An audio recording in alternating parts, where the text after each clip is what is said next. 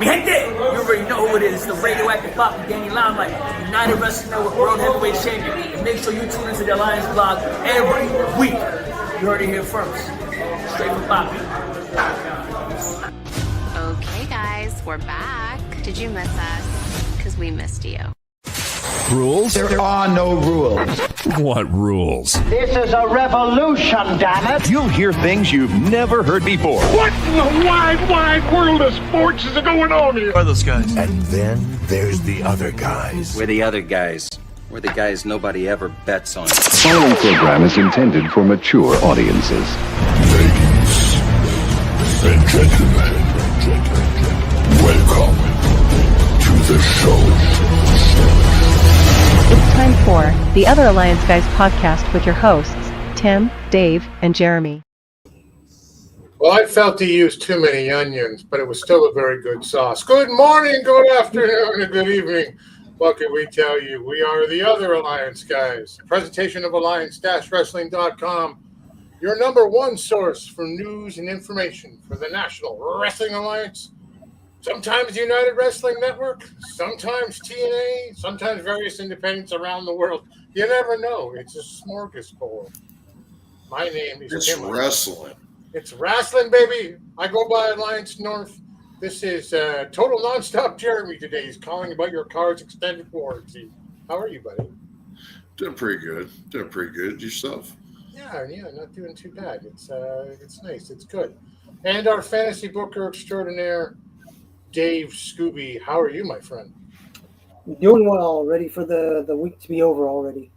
It's Monday, and we're ready for next Saturday. Yeah.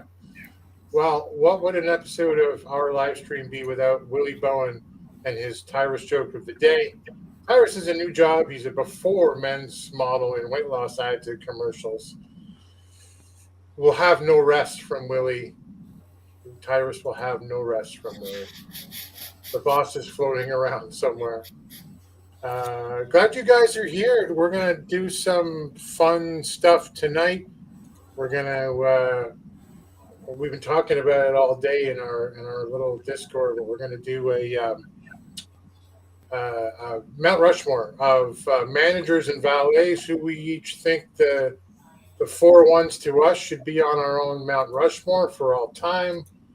And I'm going to do a little bit of a Alliance North segment where I start touching on some Canadian wrestling that I'm going to primarily, but also some stuff that as time goes on that I won't be able to go to, but can at least report on some of the stuff happening up here north of the 49th parallel.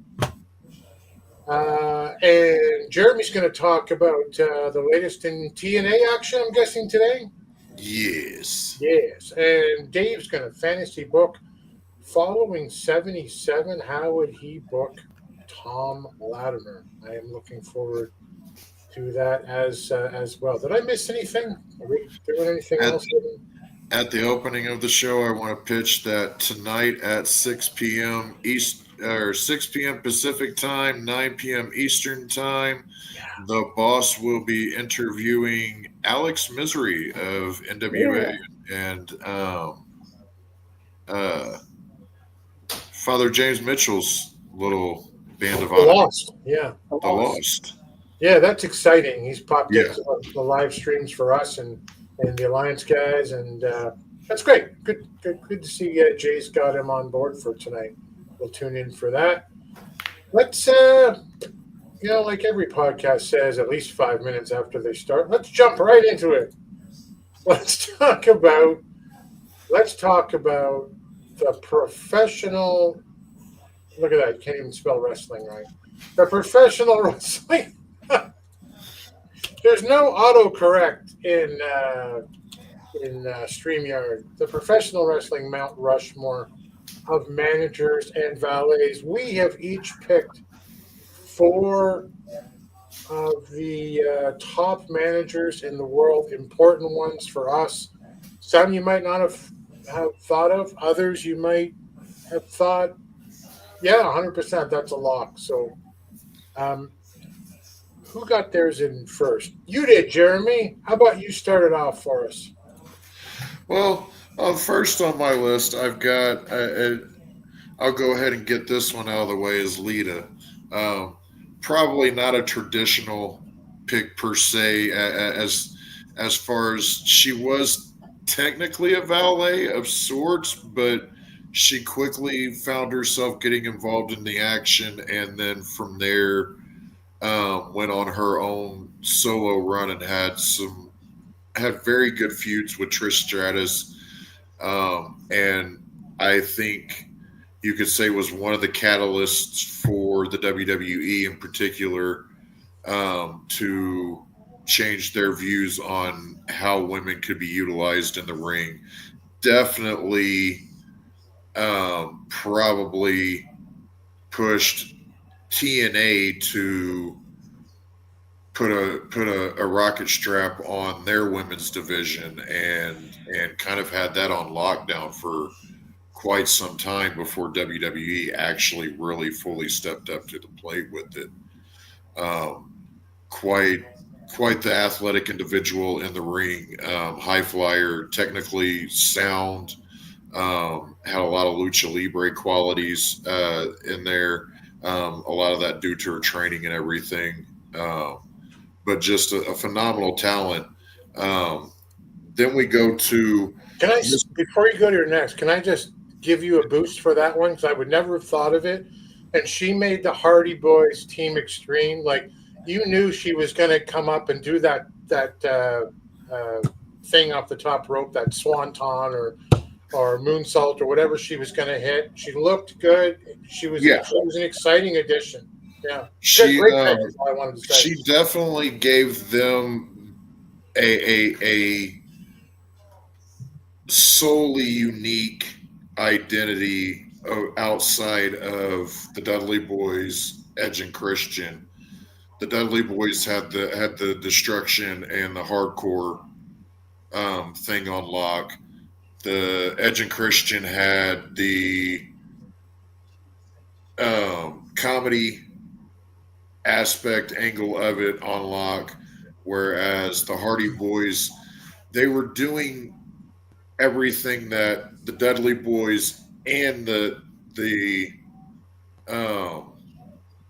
Edge and Christian were doing as far as wrestling style. They were a good mixture of hardcore and a solid technical wrestling, professional wrestling style like Edge and Christian had. Yeah. So adding in Lita was very smart in giving them that uniqueness that they needed to set them apart from everybody else, not just the Dudley Boys and Edge and Christian, but essentially everybody else since then as well. Nobody's been able to have that dynamic like they did as far as a male tag team with a female talent as well. Yeah, it was cool. We then go into Mr. Fuji, and I don't know what happened to my notes on Fuji, but they did not transfer over. But as you can see, Fuji was led Demolition, who is arguably still one of the most dominant tag teams and definitely in WWF history, WWE history. But also outside of the managerial role, he had quite the prolific tag team and singles career that in some instances bumpered and overlapped with his managing depending on where he was at. Known to be a prankster, quite the brutal prankster at times. Very well respected in the business by everyone. Nobody has really anything bad to say about the man. Great mind for the business. Fantastic heel fucking manager. He was a guy that you gave to individuals like Axe and Smash and individuals that you didn't need them or want them to talk. You let their actions do the talking in the ring. you brought in Fuji to explain why they were doing it. Yeah. You know, fantastic manager all the way around. And wasn't he in Body Slam also? It's been a while since I've seen Body Slam. I keep wanting to think that and I kept forgetting to fucking look it up, but I think that's one of the first things that I remember him from before actually seeing him as a manager was in that. Probably not, but I don't know. My brain's scrambled a little bit. Next we got Captain Lou and Captain Lou Albano and that dude. He was punk rock before I understood what punk rock was. The whole rubber band in the cheek and just the outlandish style that he came out in and everything. He was a bigger part than I think anybody gives than he really gets credit for helping usher in He Who Shall Not Be Named's vision of what wrestling could be on a national and now a global level. He was the tie that brought in the rock and wrestling era. Yep. Because he had that connection with Cyndi Lauper and she was just enamored by him. And that you know, there was that connection there because again another punk rocker that was punk rock before I knew what punk rock was at that time.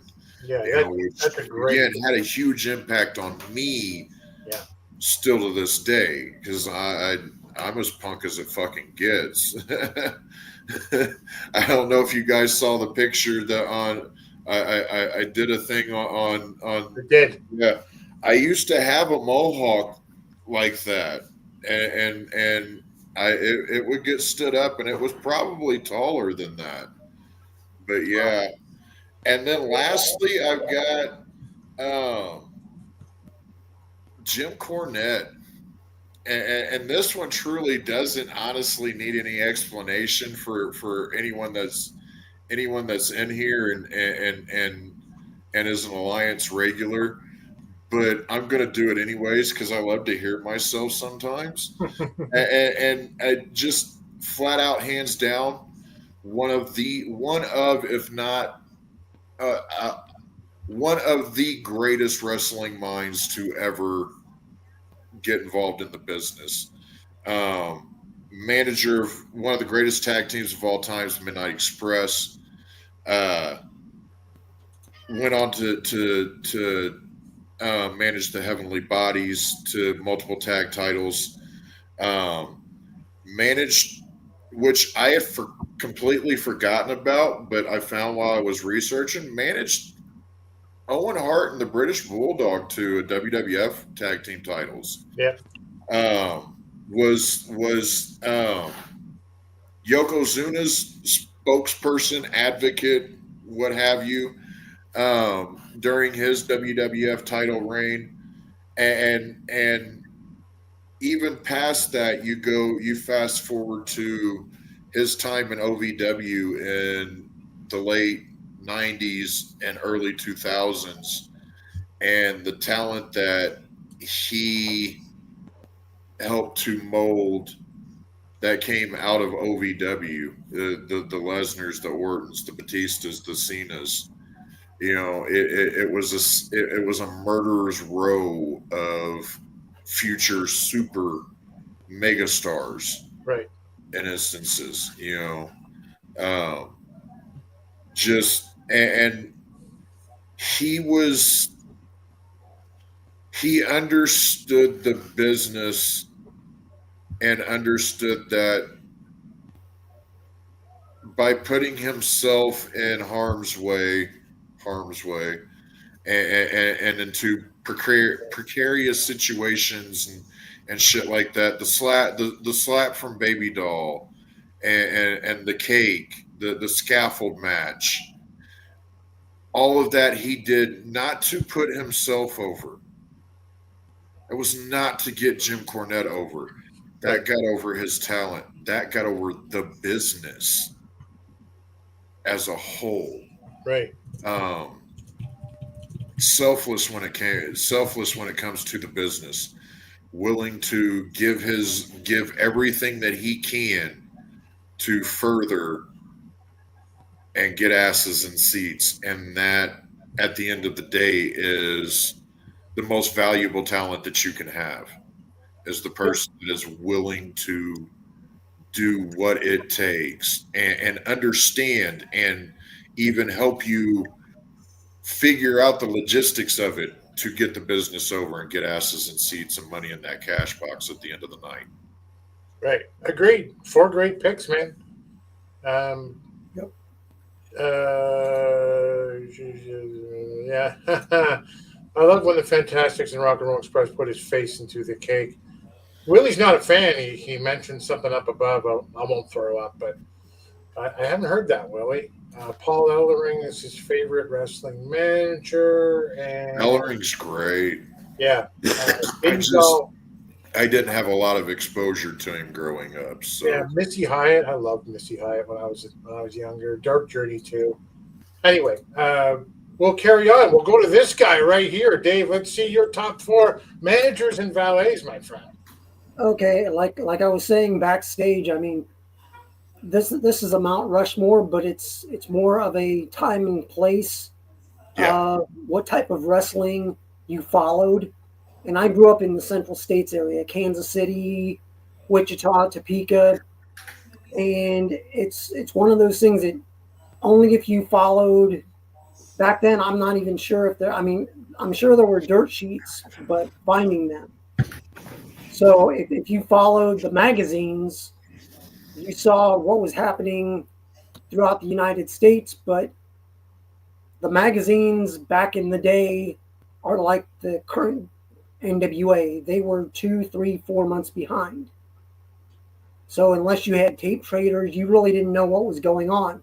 Right. But if you knew about what was happening with Ric Flair and what happened down in Texas with the Von Erichs, you knew about this next guy. He's my first choice for my Mount Rushmore, and that's Gary Hart as a manager. Gary Hart, I mean, just look at that guy. I mean, some of the guys he surrounded himself with, I mean, he was a professional wrestler in his early career. He was one of the driving forces behind what's considered the golden years of the WCCW wrestling in the early to mid 80s, and that's the Von Erichs. He came up with the battle of the Von Erichs versus the Freebirds. But before he was a manager, he was actually a wrestler. He started wrestling back in Chicago back in the early 60s, and his uncle, Billy Gates, he worked as a booking agent for the Chicago area. He worked in Chicago. He also worked in the Detroit area until the mid-60s. He then worked off and on over in Australia under Jim Barnett, who, if you know Jim Barnett, that's WCW area. So, I mean, he ended up going with Barnett to Atlanta, becoming involved in Georgia Championship Wrestling, which later became WCW. He transitioned into a managerial role, going under the name Playboy Gary Hart. Yeah. And just some of the names that he dealt with, that he either managed managed the wrestler or managed wrestlers and went against.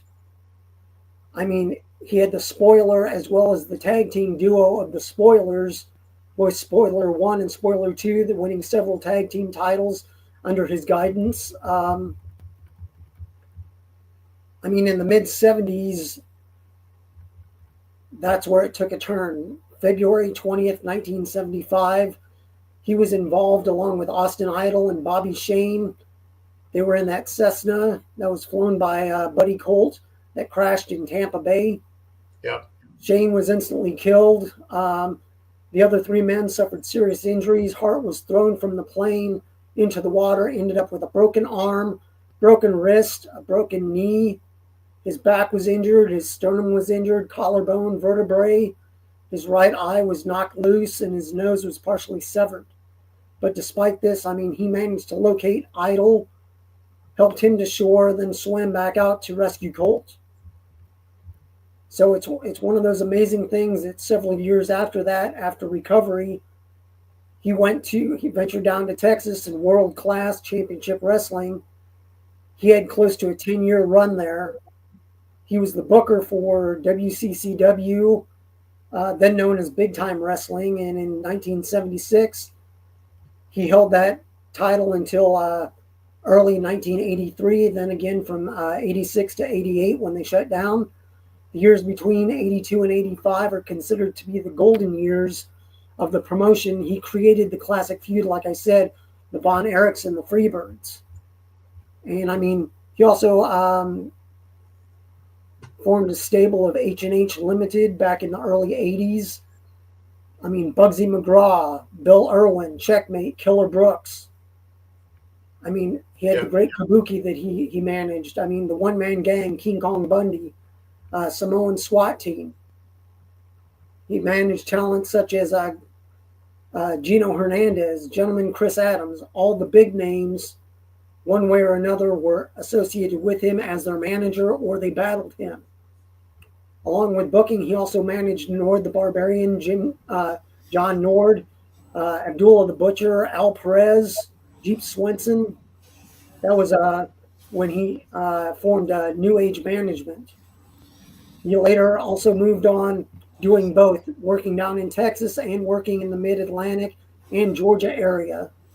During World Class's golden era, he was also a manager in Georgia and had his dealings with the NWA. After the start of the Freebird Von Erich feud, he left World Class due to a pay dispute. He returned to Texas in the summer of '84, and then by '85 and '86, he stayed with the promotion until '88 when they shut down. But he was also a promoter and manager himself in San Antonio for Texas All-Star Wrestling, the successor of Joe Blanchard's Southwest Championship Wrestling. He worked for ICW, first as the heel manager for Bruiser Brody. I mean, all the big names, Kevin Sullivan, Mark Lewin. Yep. And during one storyline, he had a falling out with Sullivan. And I mean, Lewin put him to sleep with a sleeper hold. It was just crazy. All the names that I'm mentioning, they were either so well developed, they could talk, but having a manager just meant something more. They didn't have to talk, that he would do their bidding for them. In the late 80s and into 1990, he moved on to Jim Crockett Promotions and World Championship Wrestling. That included Al Perez losing the World Heavyweight Championship to Kerry Von Erich back in '88. Hart continued to manage Al Perez in the National Wrestling Alliance, Jim Crockett Promotions, along with Larry Zbyszko, another name, and Ronnie Garvin after Garvin turned heel on Dusty. In '89, he managed JTEX Corporation, which included Terry Funk, Dick Slater, Buzz Sawyer, Dragon Master, and the Great Muta. And I mean, they feuded primarily with Ric Flair and Sting, but Ole and Arn later teamed up with Flair and Sting, so they eventually brought back the Four Horsemen in sense. So JTEX ended up disbanding in early '90. His later career, he left WCW. He returned to Texas, started his own wrestling promotion in North Texas, North Dallas, Dallas Wrestling Federation. Showcased many former stars of World Class, and those were competing in USWA at that time. And during the '90s, after Global Wrestling Federation, Hart and Chris Adams were involved in many Texas-based wrestling promotions. But I mean, it's just, he retired in '99, but ended up making a surprise return to Major League Wrestling when they first started. They had a Reloaded tour in early 2004. He appeared in the main event, pitting Low Key against Homicide, of all people. And I mean, Interesting. It's just crazy. If you look back, out of all the people, I mean, he ended up, they ended up taking Court Bauer out, for God's sake. So it's one of these things that he was involved with so many names, and he passed away on March 16th of 2008 following a heart attack. But it was one of these things that later that year, Peach State Pandemonium, which was an internet wrestling program, put together a 2-hour tribute program in memory of Hart, and it was from Tulsa, Oklahoma, that they had, Cowboy Bill Watts. They had Jack Briscoe, James Beard, Abdullah the Butcher, Michael P.S. Hayes, Kevin Sullivan, Skandar Akbar, Jim Ross. Those are just some of the names that went and paid tribute to him. Following his death, his autobiography, My Life in Wrestling, with a little help from my friends, was released. It's now out of print, so if you ever find that or are able to see that video, it's a great story. I've seen clips of it. I might know someone who has that book. Do you have it? No, not me, but there is a certain masked man who may have that book. Oh, okay. But it's one of these things. Gary Hart was big time before big time was big time. He was the manager of managers. Right. And I mean, he went into the Professional Wrestling Hall of Fame in 2014, NWA Hall of Fame 2016, Wrestling Observer Hall of Fame 2018, and even the WWE put him in the class of 2020, the Hall of Fame. He's one of those guys that wherever he was, he made that territory. My second one is Teddy Long, Theodore R. Long. He's an American former professional wrestling referee, manager, and authority figure. Best known for his tenures in NWA, WCW, and WWE. Started with the NWA in the 80s, made his way to WWE, then the WWF in 98 as a referee. Went on to be an on-screen manager in 2003, later served as general manager of SmackDown for 2 tenures, and had a 1-year stint as general manager of ECW. But starting out in 85, he started out as an errand boy for several wrestlers that were in Jim Crockett Promotions, which later on became World Championship Wrestling. So he spent about 10 years there, and I mean, became a member of the ring crew, promoted to referee in Crockett Promotions, and in doing so, he became a villainous character, a referee that would bend the rules for heel characters. So it's one of those things. I mean, at Clash of Champions in New Orleans, he blatantly made a fast count, allowing Mike Rotunda and Dr. Death to defeat the Road Warriors. And that was a big thing back then because the Road Warriors weren't a team that was easily defeated. So after this match, the NWA relieved Long of his refereeing duties. This was actually a storyline lifted from Championship Wrestling from Florida, where Long had been a referee and did several heel decisions in the ring. And one of those included Ron Simmons, who started out, and a couple years later, he'd have history with Ron Simmons in one way or another. If you know, you know. Several wrestlers convinced Jim Ross to give Long a shot at being a manager. So he ended up managing Doom. And it's one of these things that he led them to the World Tag Titles several times. He also managed Johnny B. Bad, the One Man Gang, Norman the Lunatic, the Skyscrapers, which included Sid Vicious, Dan Spivey, and Mean Mark Callis. Yeah. You had Marcus Bagwell and Too Cold Scorpio, Jim Powers, Bobby Walker, Ice Train, Bobby Eaton, and that was just in Jim Proctor Promotions and WCW. He later moved on to WWF and the WWE as a referee and manager. Started in '98 as a referee, one of the main refs for the next several years, playing it right down the line. He would call it as it is. In 2003, Vince McMahon wanted Long to become a heel manager like he was back in NWA and WCW.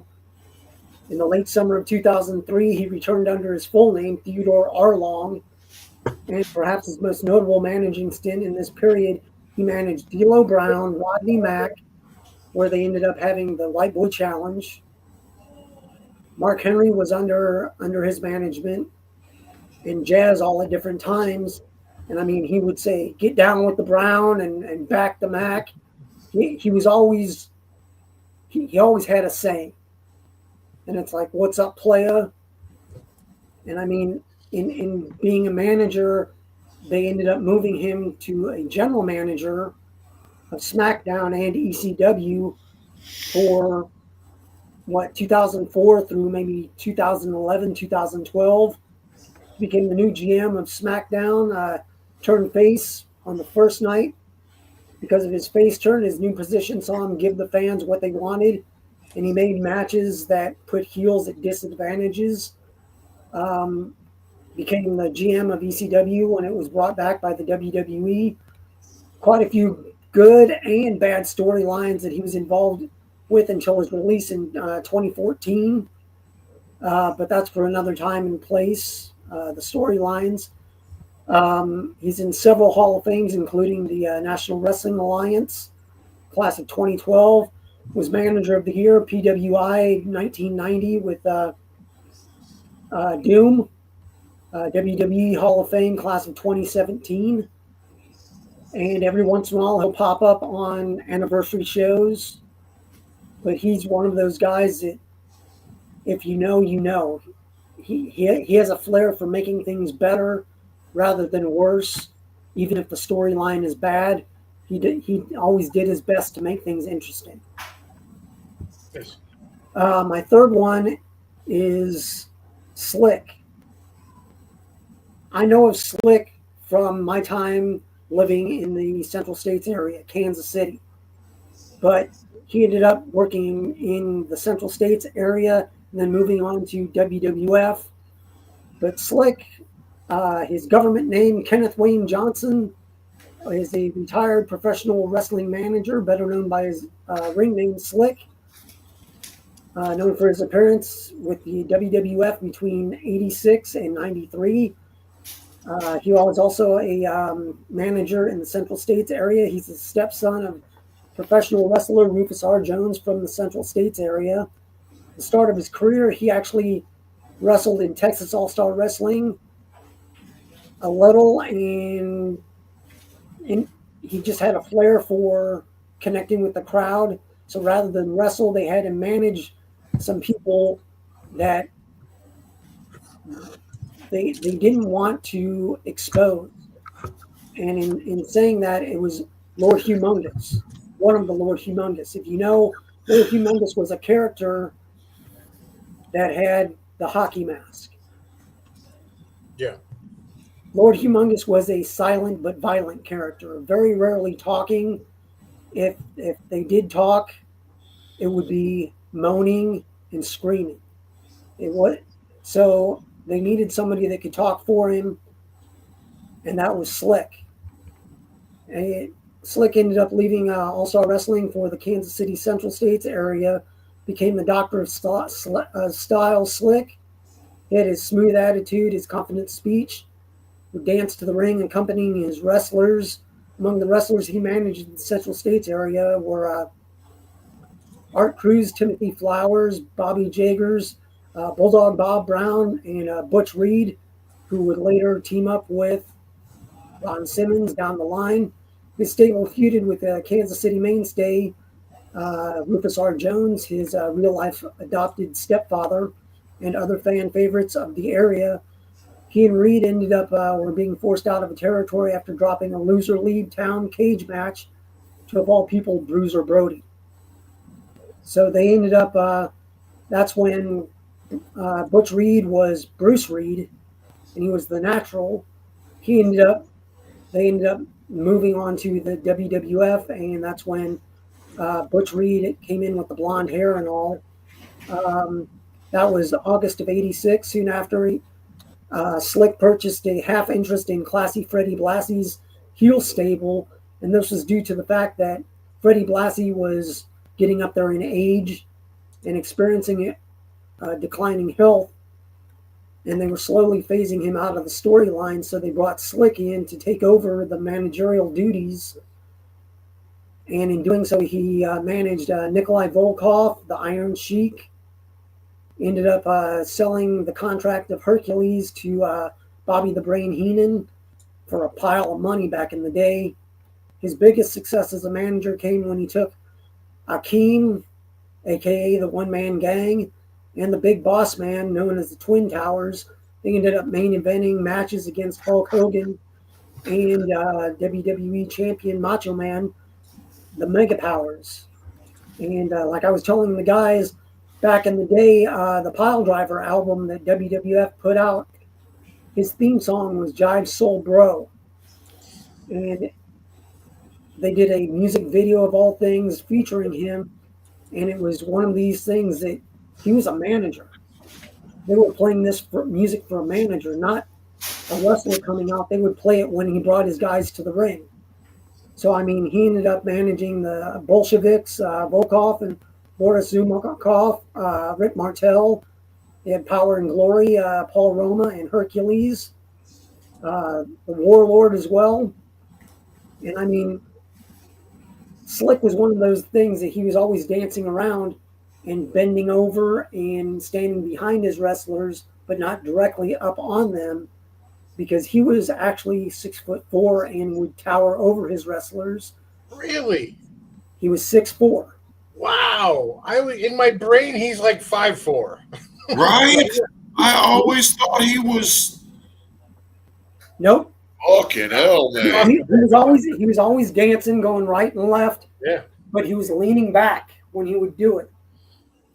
Ah, okay. And he always had tall. In case of some of the wrestlers he managed, much taller than them. Yeah. And I mean, it's one of those things that he dealt with it the best he could, but it was no harm, no foul. He's like, I'm just here to do a job, guys. So he made adjustments as is.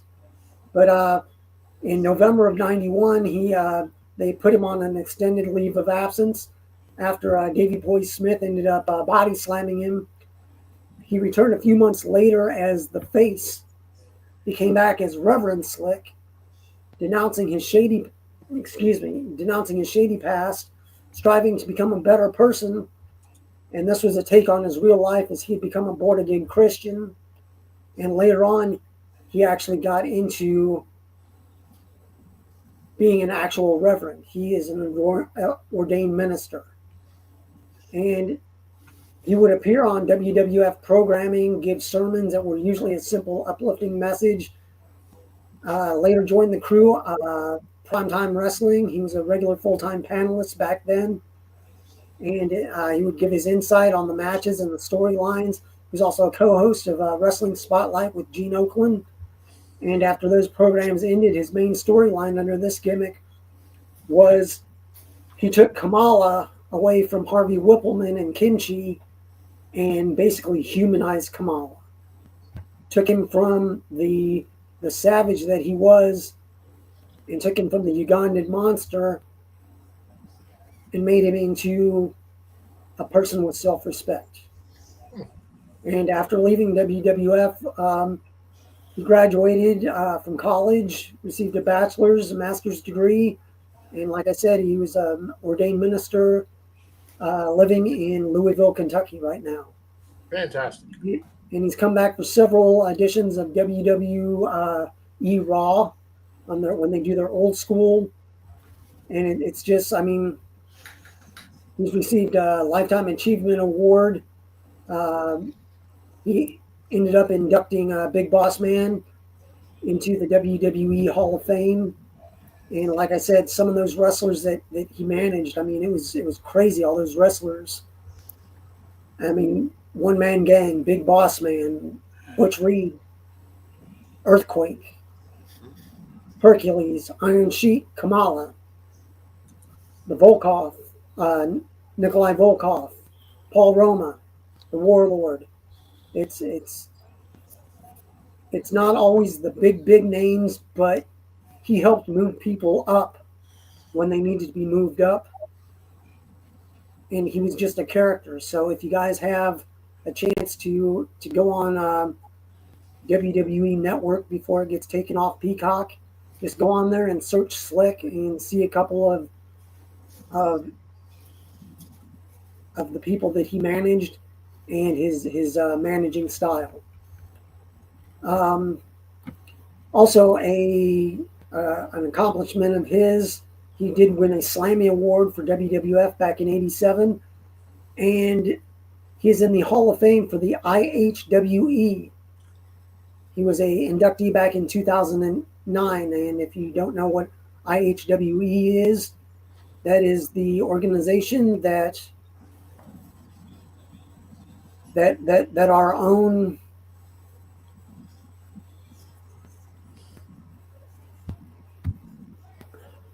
wait, where is it? Hold on here. Sorry, I think you're choosing your words wisely or something there for a second.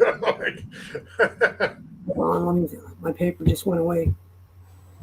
Our own DK. That our own DKM is bringing back. And I didn't have a chance to talk to DKM, but I'm sure he had something to do with IHWE back then. I mean, granted, it's been over 15 years ago that he was inducted, but we'll check in with that. Now, my last person is a valet. Yeah. And that's ECW's Francine. Professional wrestling valet, professional wrestler as well. Best known for her appearance with ECW from 95 to 2001. Was also in the WWE in 2005 and 6 in their version of ECW. She managed several of the of ECW's top wrestlers, including Shane Douglas and Tommy Dreamer back in the day. She ironically grew up in Philadelphia. She became a fan of pro wrestling as a teenager, attending events at the Spectrum, and while working back in '93, she saw a TV ad for the House of Hardcore Wrestling School run by ECW, decided to enroll as she didn't want to be stuck behind a desk. And she was in ECW. She trained with JT Smith at the House of Hardcore, made several appearances out on the indies. After just 7 months, she began appearing on house shows for ECW, made her first ECW in-ring appearance in '94. Under the name Miss Montgomeryville, she was a beauty pageant winner who acted as a guest timekeeper until being chokeslammed by 911. And you can go online and actually find that on YouTube. I went and found it, and it was, I mean, it's scary. Her little body being lifted by 911, who was very big for that time.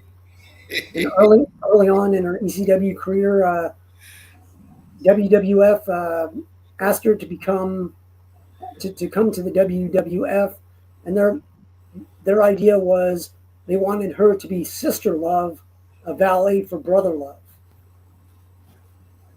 I don't know. That just seems crazy to me. But who knows what would have happened? But in the summer of '95, Francine ended up debuting in ECW at Barbed Wire, Hoodies and Choke Slams as a devoted fan of Stevie Richards. And I mean, it's been done where a fan is in the stands, comes to the aid of a wrestler, and then they become their manager or their valet. She later becomes Stevie Richards' manager and on-screen girlfriend. The new partnership angered Richards' tag team partner at the time, Raven, and Raven's valet, who was Beulah McGillicuddy, who later ended up teaming up and eventually marrying Tommy Dreamer. This rivalry led to several catfights between Francine and Beulah, and this is just what sold ECW, the hardcore style and the catfights. Now, these two women ended up having a fight in August of '95 with Stevie Richards as the special guest referee. The match ended when Richard turned on Francine due to the influence of Raven and Raven's flock, and Beulah ended up winning the match. So Francine then ended up aligning herself with the Pitbulls tag team, who were some mean mofos at the time. They had left Raven's nest. They adopted a leather-clad. She ended up becoming almost like a dominatrix persona to fit in with the Pitbulls. She led the Pitbulls to a victory over Richards and Raven for the ECW Tag Team Champions. And at CyberSlam 96, in February, Francine and the Pitbulls defeated the Eliminators and Richards in a triple dog collar match. And if you have a chance, go find that match. It's insane. And I mean, Stevie Richards ends up super kicking her at the beginning of the match, and she ends up ultimately winning the match for her team and gaining revenge by pinning Richards after he was super bombed by the Pitbulls. And she ended up leading Pitbull number 2 to win the ECW TV title from Shane Douglas after Douglas insulted her and gave her a belly-to-belly suplex. So she wasn't afraid to take moves and do what was needed for her charge, for her clients, for her people she was managing. And at Heatwave 96, she ended up turning on the Pitbulls, became the manager of the franchise, Shane Douglas. The Pitbulls that gained their revenge ended up super bombing her through a table. Francine and Douglas defeated Tommy Dreamer and Beulah in a mixed tag match, and the two teams faced each other repeatedly through mid-97. Francine managed Douglas from 96 until his departure from the promotion in 99. And Douglas, back then, it would refer to Francine as his quote-unquote head cheerleader. She helped him become the ECW World Heavyweight Champion twice, and during this time, she could also occasionally be found at ringside in support of the Triple Threat, Douglas's teammates Chris Candido and Bam Bam Bigelow. But Bigelow ended up press slamming her and legitimately broke her pelvic bone. So after recovering, she ended up coming back to Douglas's side when he defeated Bigelow for the World Championship. And then in 99, after back and forth, Francine became the manager for Tommy Dreamer.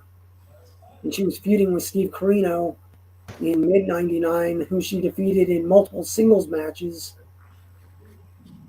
And her partnership with Dreamer lasted until early 2000, when she left Dreamer after he accidentally DDT'd her while he was blinded. And she aligned herself with Raven once again. So it's a story of back and forth. And in 2000 at CyberSlam, Dreamer defeated Taz to win the ECW championship, and following the match, Francine and Raven came to ringside to congratulate him. And as he was celebrating with Raven, Justin Incredible came out along with Jason. They attacked them, resulting in an impromptu championship bout between him and Dreamer. And this match ended when Francine aligned herself with Just Incredible ended up low blowing Dreamer, and he was only champion for mere moments. So it's one of these things of she ended up managing Just Incredible until ECW closed in April of 2001. She also had early dealings with NWA Total Nonstop Action and their weekly pay-per-views. She was there for a couple months putting over some of the other female talent and has been out on the independent circuit, basically appearing at ECW and hardcore type reunion shows with other ECW talent. And it's one of those things that they ended up bringing her into WWE in 2005 and 2006 as she was brought into ECW's One Night Stand, the reunion pay-per-view. She interfered in the main event, Dreamer and Sandman versus the Dudleys. She ended up kicking Dreamer in the crotch. Francine was attacked by Dreamer's wife and former valet, Beulah, and she apologized to the fan via her website. She just basically said, I was going to say that I was going to appear there, but WWE had told her to keep her appearance a surprise. So it's one of those things that after that, she ended up signing a contract to appear in the newly recreated ECW brand for WWE, mainly on house shows, normally competing in bikini contests with Kelly and such. She began acting as a valet for ECW original Balls Mahoney in his feud with Kevin Thorne. But seeing how the booking was going under the WWE, she ended up asking for her release just a few months later and is now basically in semi-retirement following her release from WWE. She's basically been retired. She still does reunion shows and autograph signings, but like I said, is truly retired from in-ring action. And that's just my manager, valet, Mount Rushmore. So it's one of those things of to each his own. I'm going by what I like and things that when I think of wrestling and wrestling managers, these are some of them that pop to mind besides the regular, where you go, oh, okay, managers. Well, Bobby the Brain Heenan, Jim Cornette, some of these guys, Paulie Dangerous, Paul Heyman. These define my wrestling likes and dislikes, because it's one of those things that growing up, I grew up in the Central States area where it was Harley Race and it was wrestling is wrestling. I had heard about ECW and I'm like, what is this crap? They're breaking tables, they're doing this.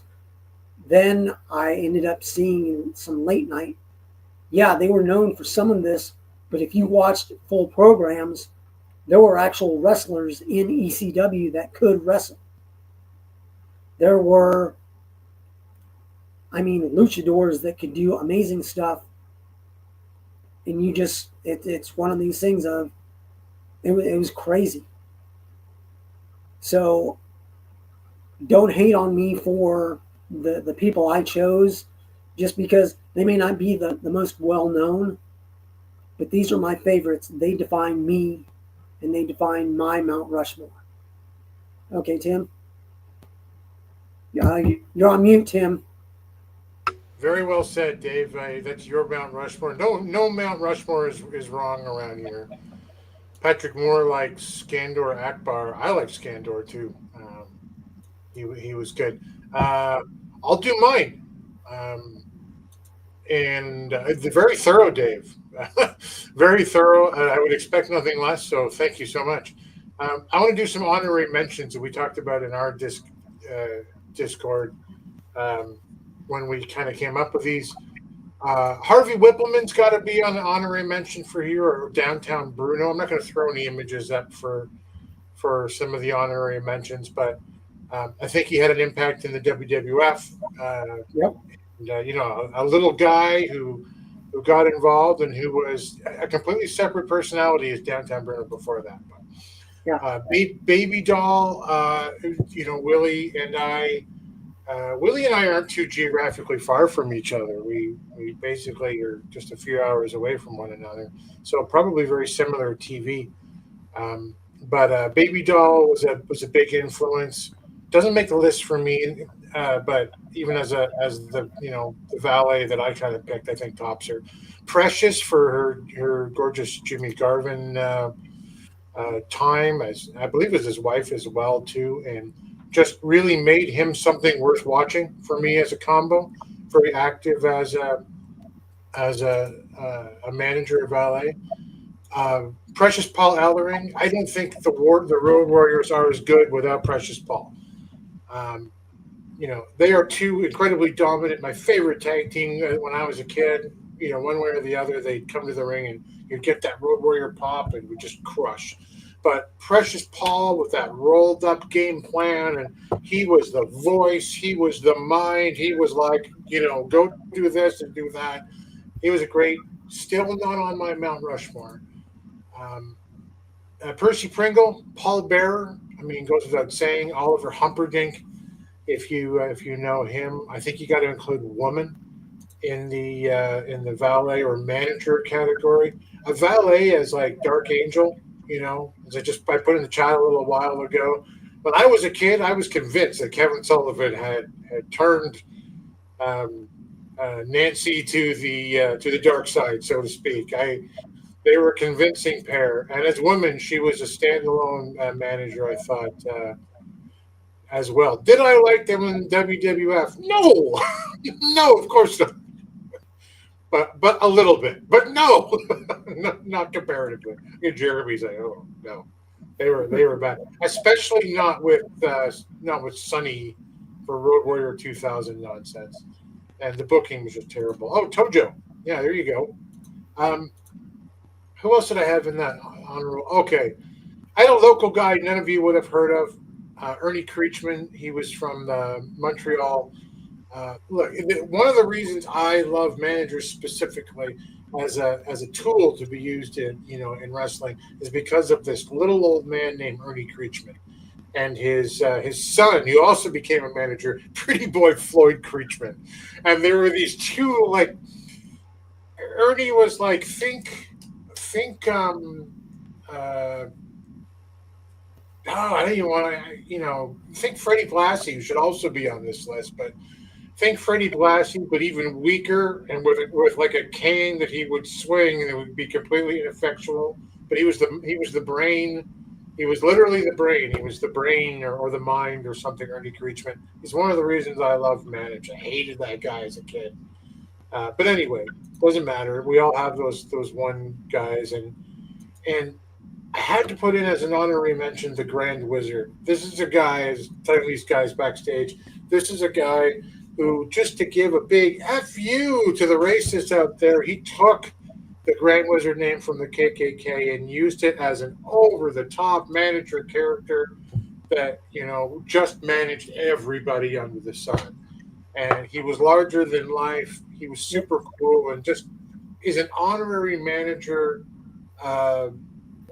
because he exists in that period before television really takes off in the modern age for wrestling. So my four, I hope I do you guys proud here from picking the four that I've picked. Right off the bat, you may not know Bobby Davis. Bobby Davis was an Ohio kid. You can see he's a kid here, even in this picture. Who started out as trying to be a wrestler in Midwest. He hurt himself, and he ended up becoming a manager. They called him the Elvis Presley of pro wrestling, and he is the archetype for Bobby the Brain Heenan and so many other managers to follow, because he trained as a wrestler. He could take a bump, and he could talk like the wind. He was like a used car salesman in a tuxedo, and incredibly strong charisma and mic skills. He managed Don Fargo. He managed Jackie Fargo. And he managed Dr. Jerry Graham and Eddie Graham in Capital Sports, which is pre-WWF. Most notably, though, his biggest accomplishment was being the manager of Nature Boy Buddy Rogers at the time he won the NWA World's Heavyweight Championship in 1961. He parts with Rogers shortly before Rogers wins the WWF title, but he ends up coming back as the manager of Gorilla Monsoon, his new charge, his new find. He has an amazing career that goes on. He paves the way for managers like Jimmy Hart, Gary Hart, Captain Lou, and this entire cavalcade of personalities that you see that have brought so much excitement to the game. Look him up. Look him up on the video that exists. Listen to him talk for 5 minutes. You'll know who I'm talking about. I'm getting there, Willie. I'm getting there. Give me a sec. Tux Newman. Oh, there you go. When he managed the Poplar Brothers. The next one on my list, however, is this gentleman right here in the greatest picture ever produced for a wrestling magazine photo shoot, baby. James J. Dillon. J.J. Dillon started out as a wrestler. He was 29 when he started. He was a referee. He won some championships. He got hurt. I know that at one point he challenged Tito Santana for the You put your fingers down now. It's okay. No. He challenged Tito for the WWF Intercontinental Championship. I never saw that match. That's awesome. He got hit with a flying forearm and he lost. But obviously made his career as a manager. Tully Blanchard and then Flair and Anderson, like Arn Ole and later Wyndham and Luger. He was a front office executive for WWF for many years. He was a commissioner in WCW. He's an NWA Hall of Famer. He's a WWE, I believe, a WWE Hall of Famer.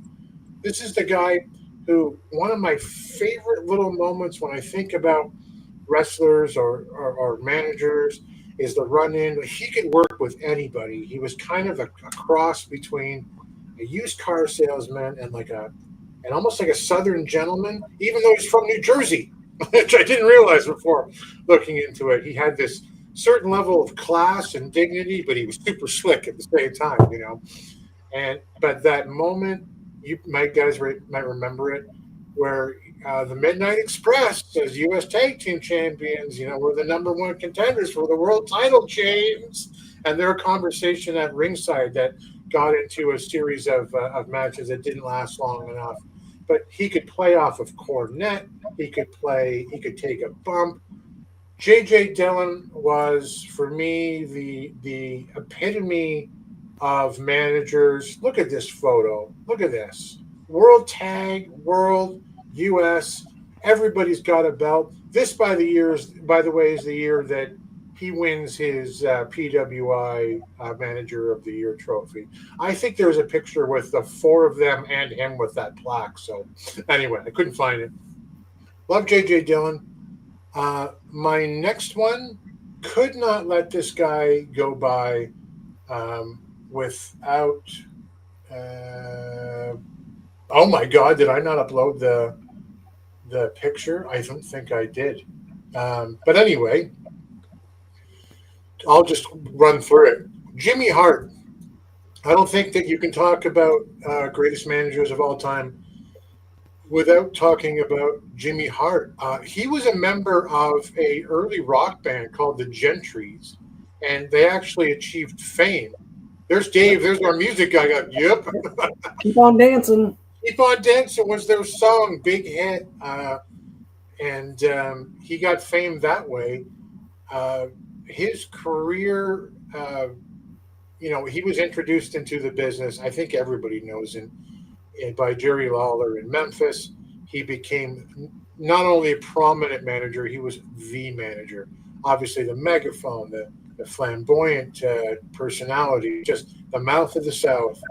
And he managed all kinds of wrestlers throughout his career, from the Hart Foundation and Brett and Anvil and Honky Tonk Man and Greg the Hammer Valentine.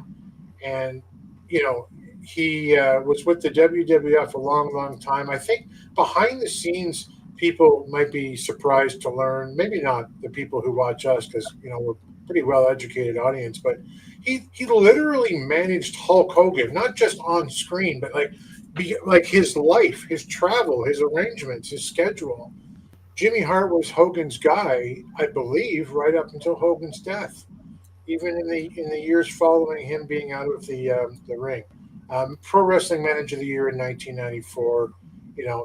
His guys have had World Tag, he's Intercontinental, and he went to World Championship Wrestling with Hogan too. His legacy, I think, speaks for itself. He looks like $1 million. He will not age.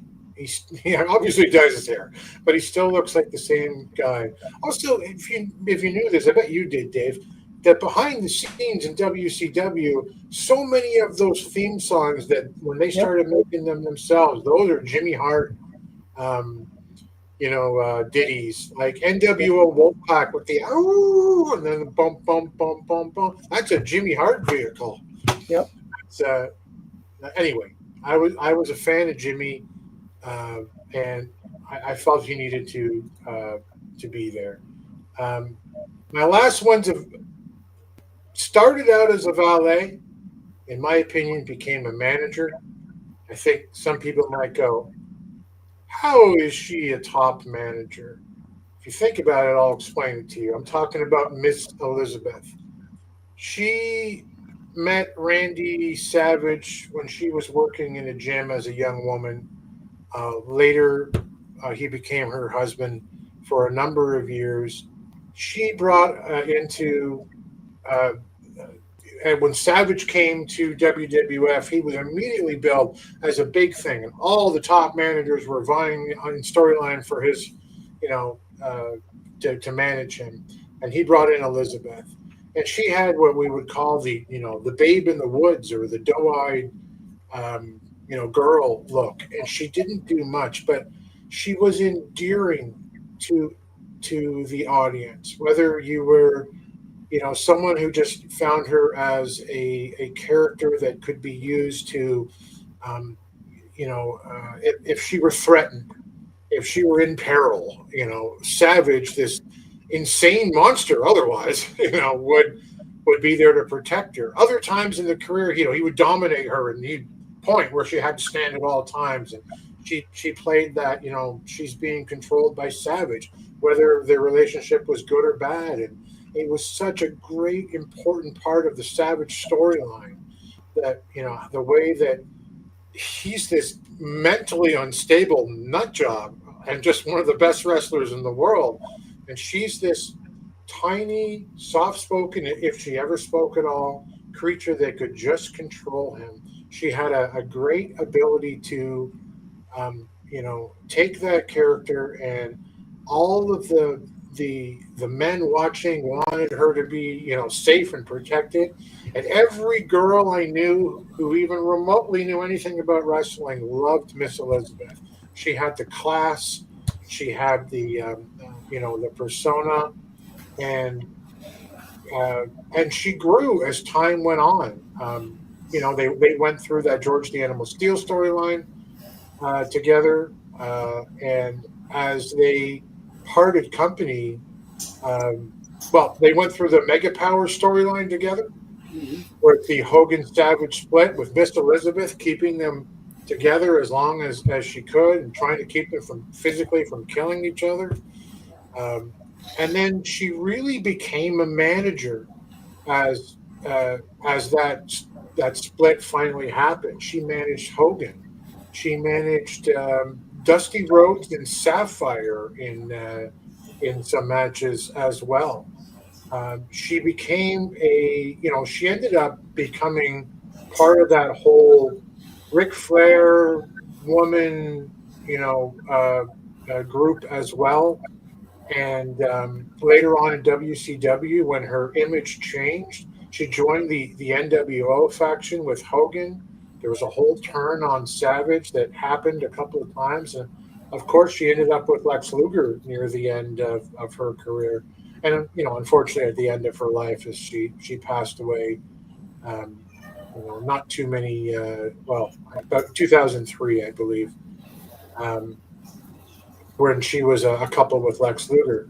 But for me, she was the reason that Savage was so good. Willie hates Randy Savage. Savage did, dump her for in storyline for Sherry, the Sherry Martel pairing. In reality, they were still a couple, Elizabeth and Savage, and they loved her. They thought she was the greatest person on earth. They both were on record just saying how great Sherry Martel was. She would do anything that you asked her to do, bump wise or support wise. But those are my four. I thought as a valet and as a manager, she deserves some recognition here tonight. Appreciate everybody's input for this. You guys had great picks. I'm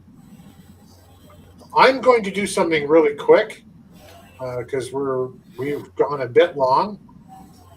And then we'll get into the other things we're going to look at. Jeremy's getting ready. If I can find the media assets, where is it here? I am starting off a very quick segment tonight called Alliance North.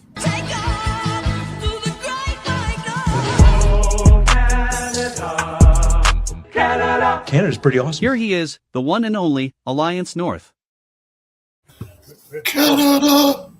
I love that fucking Canada part. Yeah. Hey, listen.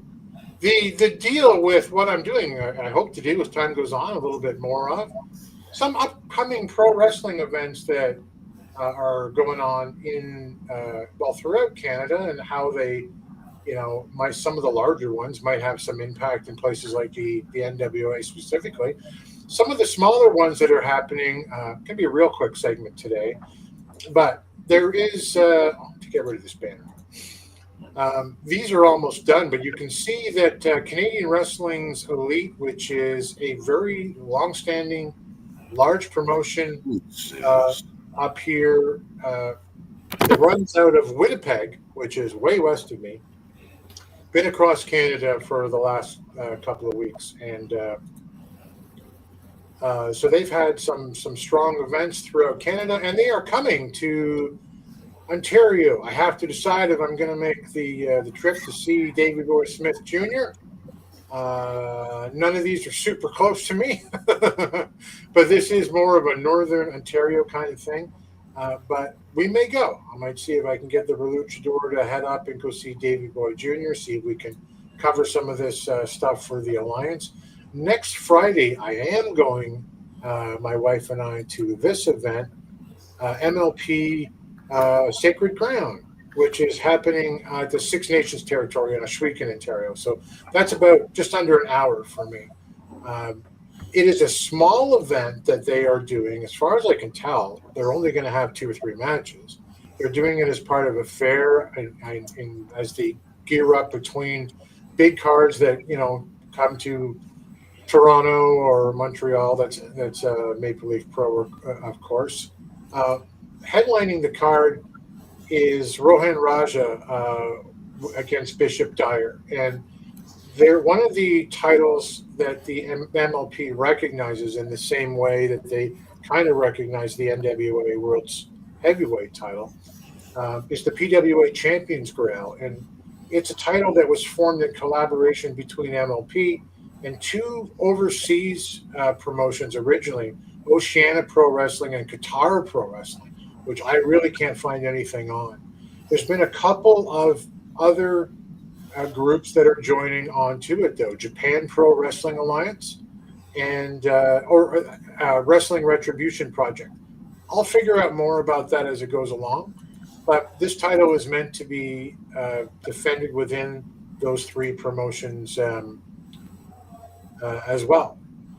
I should have put Medusa Michelli. Almost a bodyguard, really, Medusa. But yeah, Lady Blossom. There you go.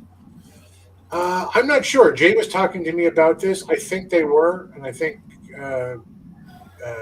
we have to talk to Jay about that one. The other match that of significance going on at Sacred Ground is this one. It's the Good Brothers versus the Flatliners. There is some Bullet Club, Inter-Bullet Club activity going on here. The Good Brothers are strong in MLP, and they're taking on the Flatliners at this event. So I'll take lots of photos. I'll report back to you guys, and I'm just going to keep adding more and more of this as we get to anything I can drive to. At least up in this country right now. I'm not currently heading south of the border, but hope to soon when the climate changes. But that's it for right now. Thanks for your time in listening to me. There's a comment up here. Just want to get that. Oh, there you go. Willie says, yes, it was an NWA territory. Yeah. Really like MLP, by the way. If you're not watching MLP, what are you doing with your life? Fucking up in life. That's what you do. And with that intro, let's talk to Championship Wrestling from Jeremy. Attention, everyone. School is in session. Oh boy, is this great! Let me talk to you. Let's get down to the nitty-gritty. It's time for Championship Wrestling from Jeremy. Fucking nitty-gritty. Nitty-gritty. Let's go ahead and get that spoiler alert up there. Oh, spoilers! I got some spoilers. We'll just leave it up because I got spoilers this week. All right. So we're starting off. We're talking today about the August 21st, 2025 edition episode of TNA Impact. And we started off the show with a couple of recaps of some of the aftermath of Emergence. We saw Sami Callihan leave his boots in the ring after a loss in a Baltimore street fight match to Mike Santana. I'm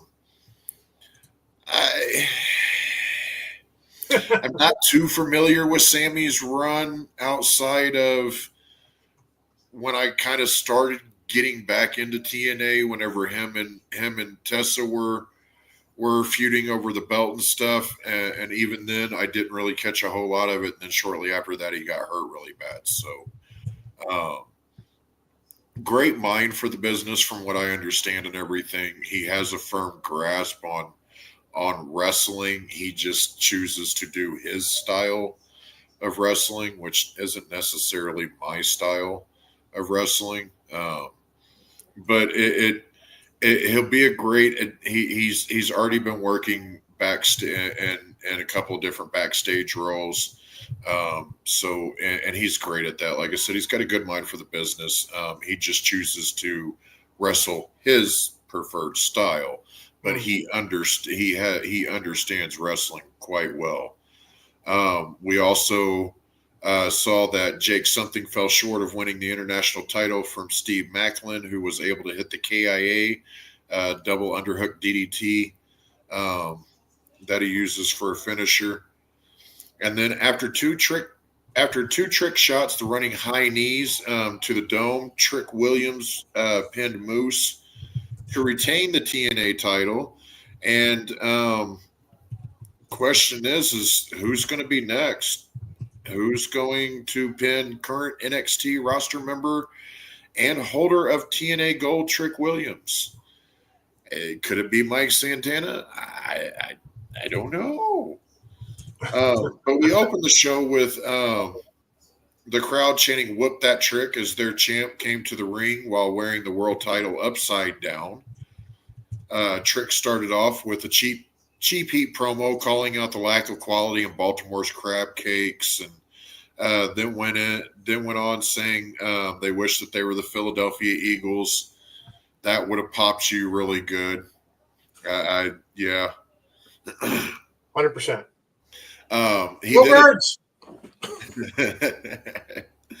He then addresses why he is wearing the TNA World Heavyweight title upside down. And that is because, as he states, he turned TNA upside down. He's the man breaking attendance records, getting TV deals, and carrying two brands at the same time. Right as he finishes that on cue, the lights cut out. Mike Santana's intro stuff hits. Crowd popped really good for it. Mike acknowledged Trick's achievements to a point before telling Trick he will become the next TNA champion.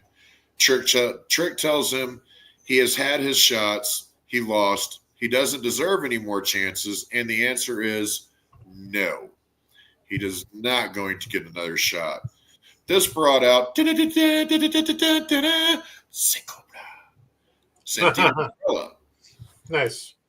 And he said that Mike absolutely does deserve another shot, and starts to say that Mike will get a shot before Trick cut him off, telling Santino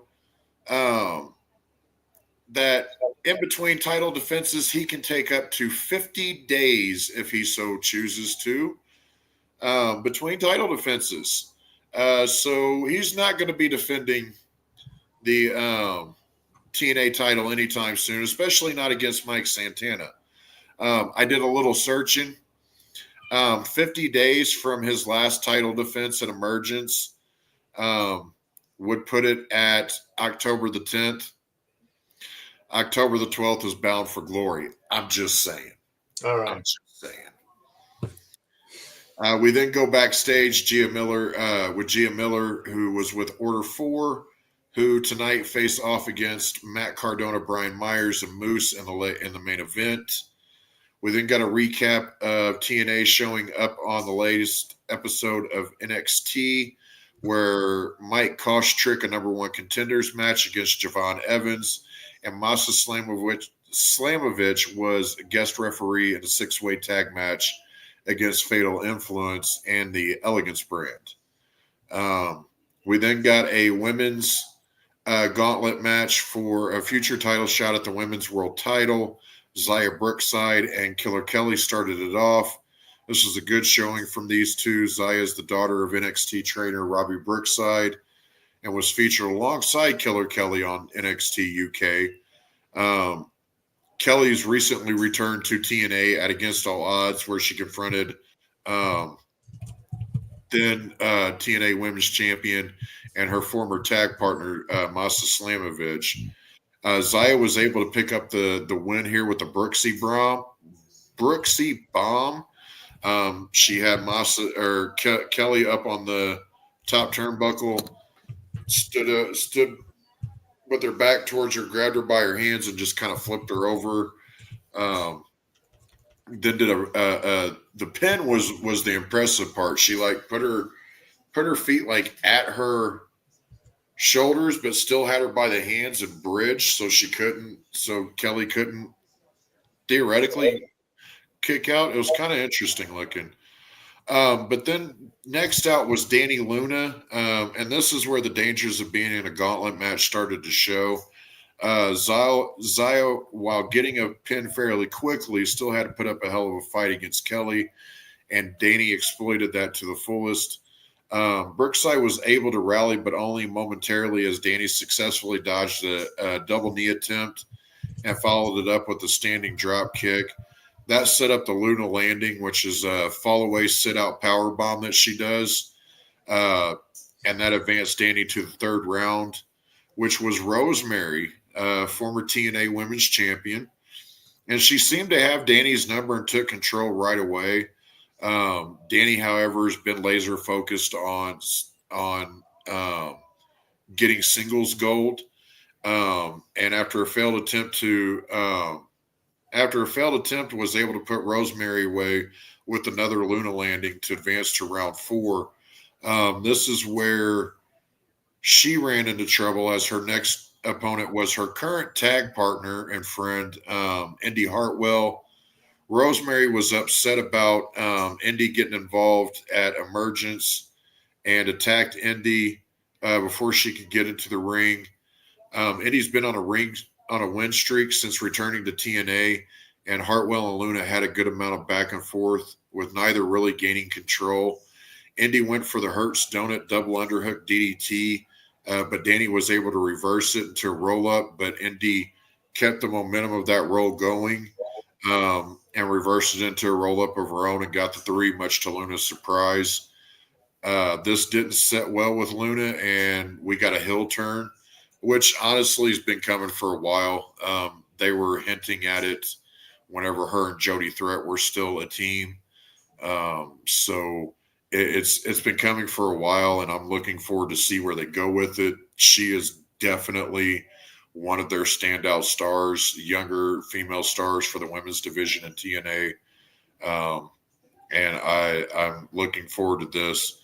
And speaking of her former tag partner, Jody Threat, that was the final competitor for the gauntlet match. She attempted to find out why Danny attacked Indy and calm her down a little bit. Danny said that she did it for Jody.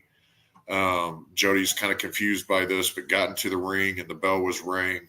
When Jody was waiting for Indy to gain her composure and get back to her feet, Danny got it back in the ring with a chair. This led to Jody and Danny having a face-to-face before Danny threw the chair down.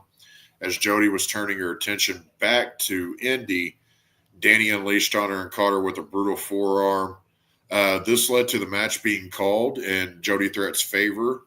So now Jody Threat has a future shot at the TNA Women's Title World Championship, and she's kind of about it. Indy Hartwell's kind of miffed about it.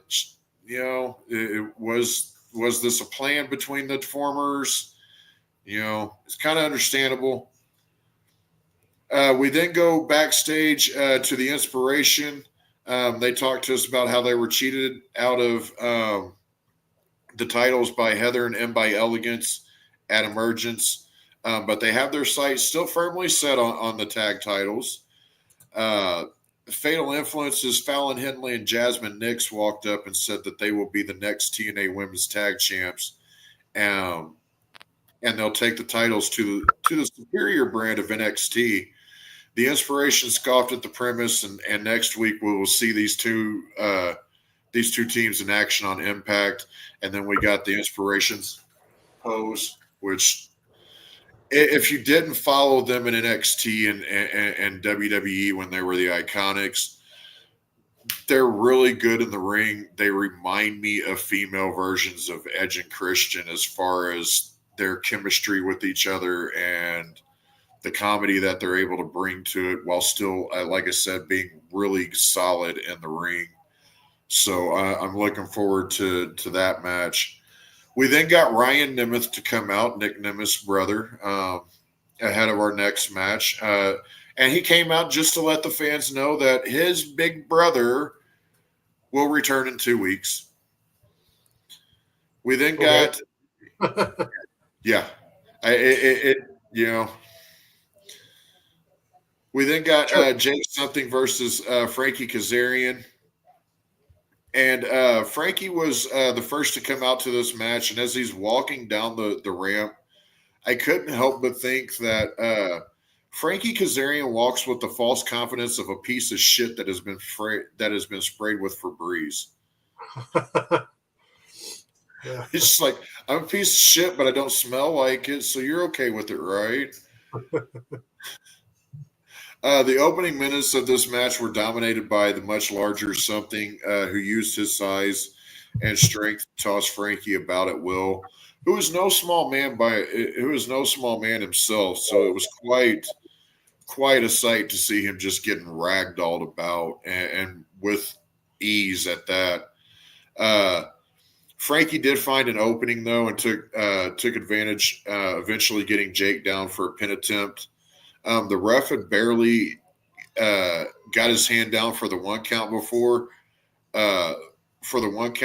Jake just pressed him off of of him and damn near tossed him out. Had the ref not been in the way, I think Frankie probably would have went outside of the ring, in between the ropes. It was, yeah. Jake regained control, but Frankie still had some fight in him and tricks up his sleeve. As Jake threw Frankie into the corner and went for a belly to back, Frankie held onto the turnbuckle and managed to rip the cover off unnoticed.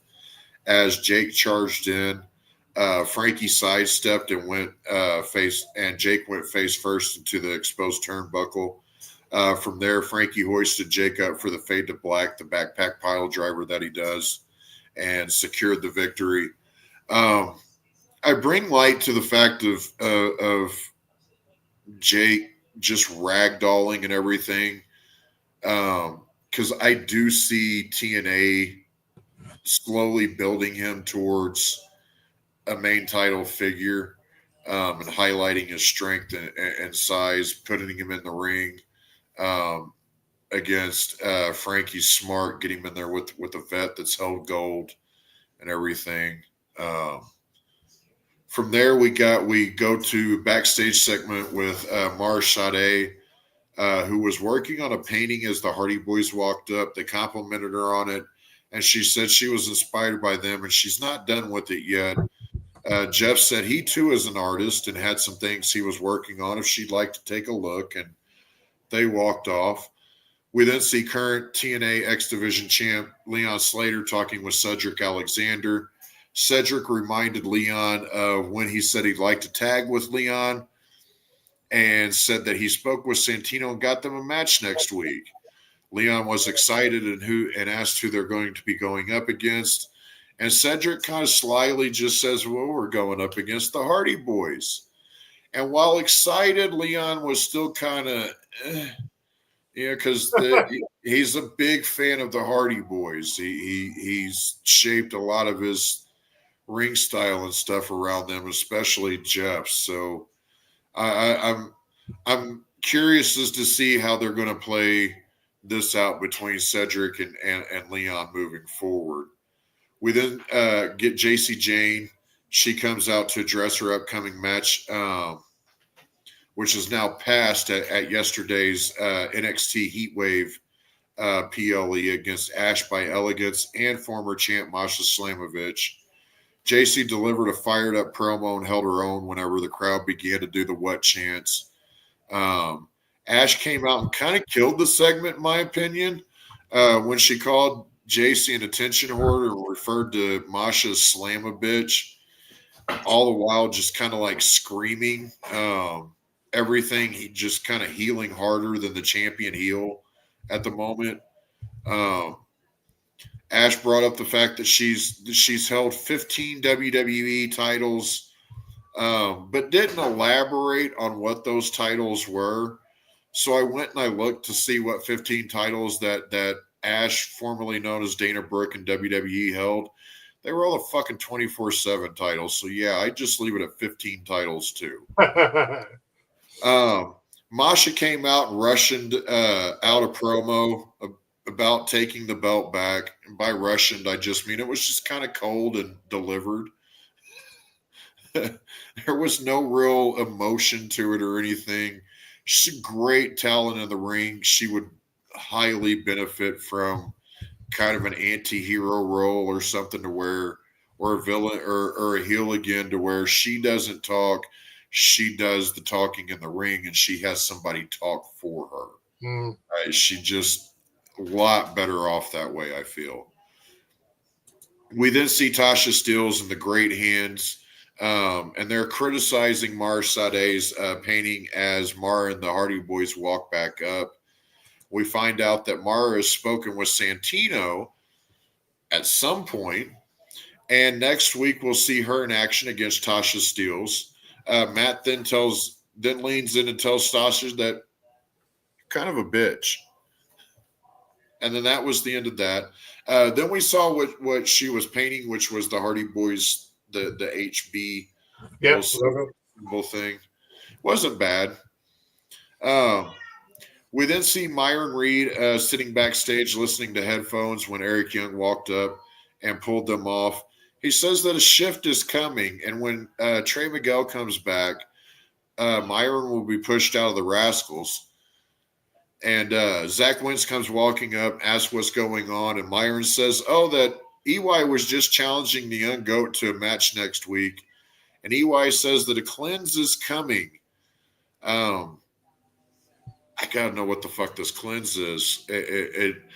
I really hope that that the cleanse is kind of a build up to like Survivor Series in the end of the year, and we're gonna see like a TNA, NXT, WWE type triple A fucking thing go on or something. You know, might see an exodus of former WWE talent go back to WWE possibly.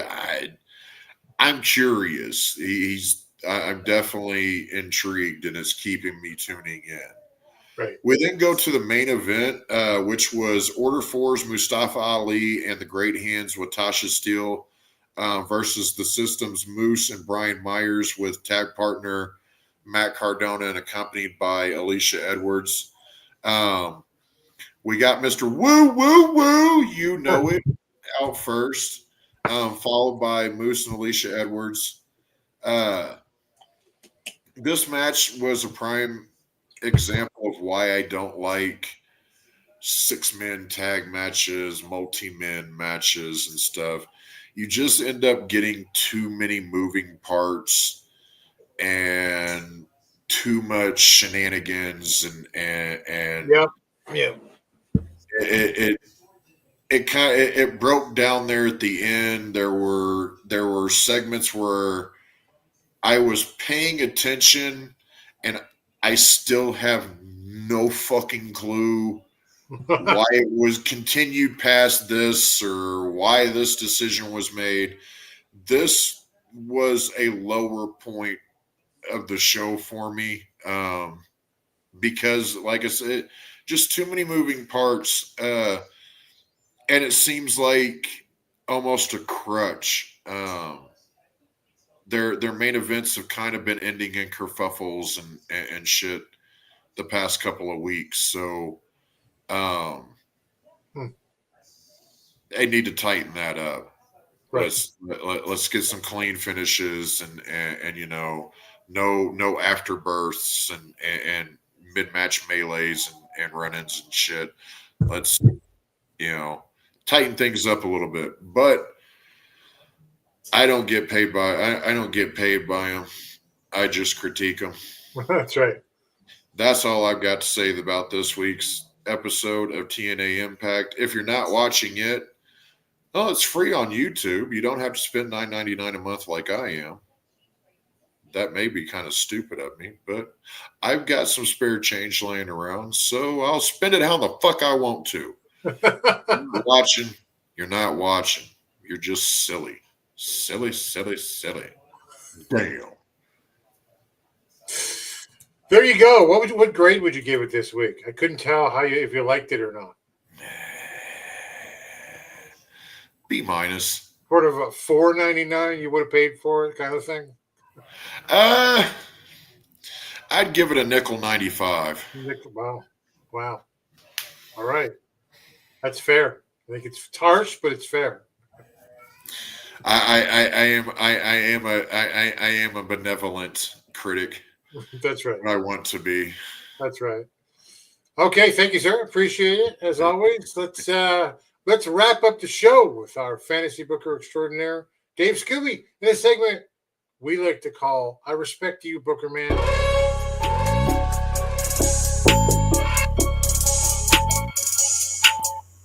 So you got to tell me, Dave, if I should throw up the spoiler thing this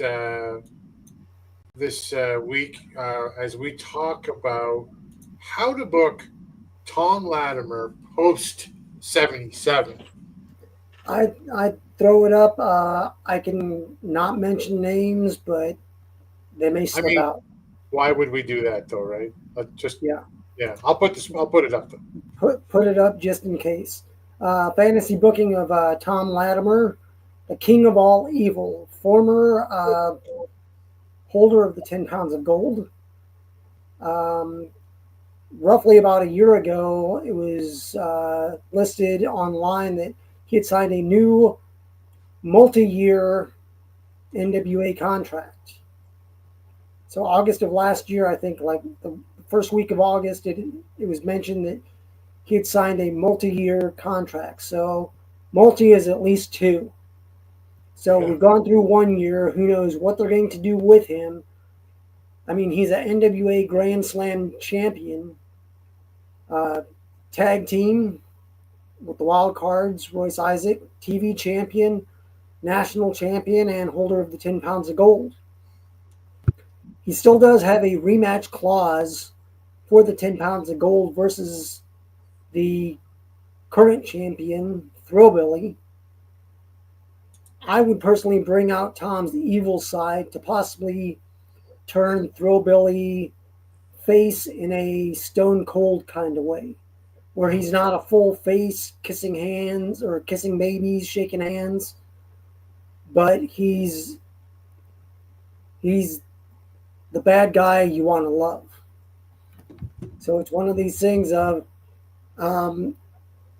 looking at it. I mean, EC3, he's gone out of his way to step back and still be somewhat in the spotlight. He's teamed up with a newer wrestler in PB Smooth and formed a new tag team. And yes, there is a new tag champs. Murnox is no longer champions. So that happened at 77. Tom can be like EC3. That if you get him, team him up with an unused wrestler or even a newer wrestler from the territories, you can build somebody up. My pick, they've used him terrible,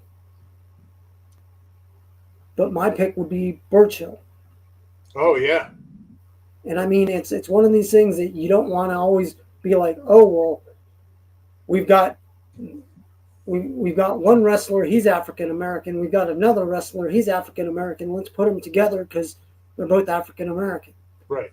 Sometimes it makes sense, sometimes it doesn't. But you've got another English guy that you haven't done crap with.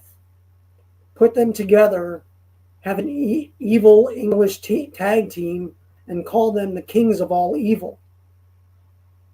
It's something that, I mean, it's almost, I mean, put them out on the territories. Build up some territory teams. I mean, if he does the tag team, put him out on the territories, or if he's just by himself, have him go back out on the territories, build up some talent by having them face a former champion. Right. Think in any of the territories facing a former champion that held the 10 pounds of gold, even in a loss. I'd have Tom win by using underhanded tactics. He's the king of all evil. He doesn't have to win the right way. He just needs to win. Right. By having him win by cheating, it gives the other person a rub, even in a losing effort. It's one of those things that they're always saying on Busted Open. It's getting a person over without having them go over. So it's one of those things. Tom and Camille are opening a new wrestling school in Florida soon. Use that as a training ground or even a feeder system for the territories. Because, I mean, you send somebody there, Tom and Camille already know what what NWA is looking for. They've been in AEW. Tom has been in NXT, a system of WWE. He has an idea of what they're looking for. I mean, if the talent's ready, they can go to the territories. If they're really ready, they can even make a splash in the NWA. Mm-hmm. That Tom can bring them in as his underling, and they can make a splash that way. That you attach him to a known wrestler. And I mean, while Tom's a great wrestler, I don't see him being booked anymore outside of the NWA like he was. because of the 10 pounds of gold. It's one of those things that they say sometimes the man makes the title or the title makes the man. The title made the man. Tom is a great wrestler. He's just not the best well-known wrestler out there. Right. So it's one of those things that, I mean, I'm not sure what they're doing with Thrillbilly becoming champion. I think the NWA jumped the gun on that. Me too.